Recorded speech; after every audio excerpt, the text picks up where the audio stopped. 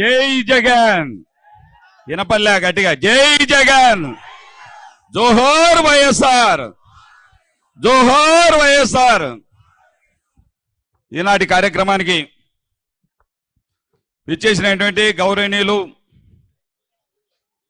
మా అధ్యక్షులు కాడసాని రాంభూపాల్ రెడ్డి గారికి, గౌరవనీయులు పెద్దలు పెద్దిరెడ్డి రామచంద్రారెడ్డి గారికి, గౌరవనీయులు పెద్దలు సజ్జల రామకృష్ణారెడ్డి గారికి, రాయలసీమ నలుమూలల నుంచి వచ్చినటువంటి ఎక్స్ ఎమ్మెల్యేలకు, ఎక్స్ మినిస్టర్లకు, ఎక్స్ ఎంపీలకు, ఎక్స్ ఎమ్మెల్సీలకు, ప్రస్తుత ఎమ్మెల్యేలకు, ఎమ్మెల్సీలకు, ప్రజాప్రతినిధులకు, అదేవిధంగా రాష్ట్రం నలుమూల 5 జిల్లాల నుంచి కాక ప్రకాశం జిల్లా నుంచి వచ్చినటువంటి నాయకులకు, రైతు సోదరులకు, మన 2 జిల్లాల నుంచి వచ్చినటువంటి రైతాంగానికి, రైతు సోదరులకు పేరు పేరున ధన్యవాదాలు తెలియజేస్తా ఉన్నా.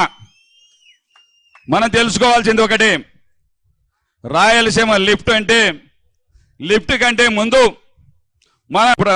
మన కాడసాని రాంభూపాల్ రెడ్డి కొత్తగా ఎన్నికైనటువంటి ఎమ్మెల్యే 86లో, ఆ టైంలో రాష్ట్రం నలుమూల నుంచి ఒక్కొక్క ప్రాంతం లేపాక్షి నుంచి కొంతమంది, మదలపల్లి నుంచి కొంతమంది తిరుపతి నుంచి కొంతమంది, అదేవిధంగా కడప నుంచి కొంతమంది మంత్రాలయం నుంచి 4 పక్కల నుంచి ఈ యొక్క కరువు బండయాత్ర చేపట్టి ఈ యొక్క కరువు రక్కసిని రాయలసీమ ప్రాంతాన్ని ఏ విధంగా కాపాడుకోవాలి, ఈ డొక్కలు కలేబరాలతో ఈ జంతువులు చనిపోతా ఉన్నాయి, ఈ ప్రాంతం ఎడారిగా మారే పరిస్థితి ఉంది, మనం ఏ విధంగా కాపాడుకోవాలని ఆ రోజు మహానుభావుడు వైఎస్ రాజశేఖర రెడ్డి గారు, ఆ రోజు మేము ముఖ్యమంత్రి అయితే దీన్ని 11,000 క్యూసెక్కుల సామర్థ్యాన్ని పోతిరెడ్డిపాడు 44,000కు చేస్తానిచ్చిన మాటను 2004లో దీన్ని పూర్తి స్థాయిలో 44,000 క్యూసెక్కులు చేసిన ఘనత రాజశేఖర రెడ్డి గారిది.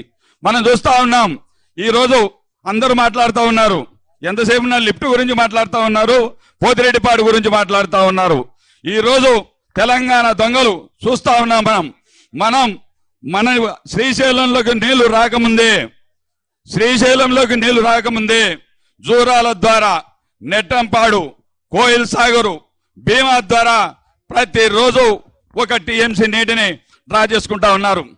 అదేవిధంగా పాలమూరు, రంగారెడ్డి, మన శ్రీశైలంలోకి 799 టీఎంసీల నీటి మట్టం ఉండగానే, 799 అడుగులు ఉండగానే మనం పాలమూరు, రంగారెడ్డి, దిండి ద్వారా ప్రతిరోజు 2 టీఎంసీల నీటిని తరలిస్తా ఉన్నారు. అదే కాకుండా మన కలగోర్తి ద్వారా 0.45 టీఎంసీ డైలీ డ్రా చేస్తా ఉన్నారు. అదేవిధంగా మన కలవకుర్తి ద్వారా, మా ఎస్ఎల్బిసి ద్వారా 0.50 నీటిని తరలిస్తా ఉన్నారు. అదేవిధంగా విద్యుత్ పేరుతో డైలీ 4 టీఎంసీల నీటిని వాడుకుంటా ఉన్నారు. అంటే దాదాపు 8 టీఎంసీలు మనం ఏలు పెట్టకముందే డైలీ 8 టీఎంసీలు వాడుకుంటే ఈరోజు మనకు అన్యాయం జరుగుతూ ఉంది. ఈ అన్యాయాన్ని పోరాడదామా వద్దా? పోరాడదాం.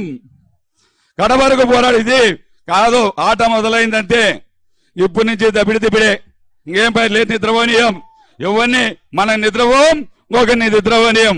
8 టీఎంసీలు మనకి ఈరోజు దుర్మార్గంగా 3 సార్లు మోసం చేశాడు చంద్రబాబు నాయుడు గారు. మనకు 1996లో మొదటిగా ముఖ్యమంత్రి అయినప్పుడు 69 జీవోని తీసుకొచ్చి 854 అడుగులకు మన జీవో తీసుకొచ్చాడు మహానుభావుడు, 834 అడుగులకు.